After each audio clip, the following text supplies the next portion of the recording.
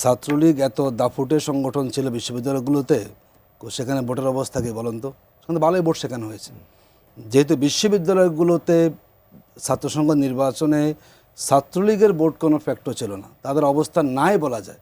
আমরা মনে করি জাতীয় নির্বাচনও আওয়ামী লীগ কত পার্সেন্ট ভোট আছে এটা খুব বেশি আমাদের বিশ্লেষণে আনার প্রয়োজন হবে না, কারণ আওয়ামী লীগ অলরেডি রাজনীতিতে, তাদের চ্যাপ্টার ক্লোজ।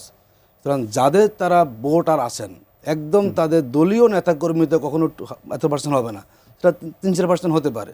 কিন্তু যারা সাধারণ ভোটার তারা এখন আর আওয়ামী লীগকে ধারণ করে ভোটের মাঠে যাবেন না, এটা বাংলাদেশের বাস্তবতা তা কিন্তু বলে না। রাধে সাহেব, আপনারা এই যে মানে ইউনিভার্সিটিগুলো ইলেকশন বা সেই ইলেকশনটাকে খুব বেশি গুরুত্ব দিয়ে ফেলছেন না? মানে এইটা আবার পরে মানে গুরুত্ব না দেওয়ার কি আছে আপনি বলুন?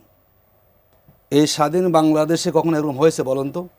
54 বছরে কখনো পরপর ইলেকশনগুলোতে 5টা বিশ্ববিদ্যালয় একটা ছাত্র সংগঠন বিজয়ী হয়েছে, কোনো রেকর্ড কি আছে? যদি আজকে এই রেকর্ড যাতে অন্যদের দিকে, তখন তারা বলতো না সেখানে যে জনমত আমাদের দিকে।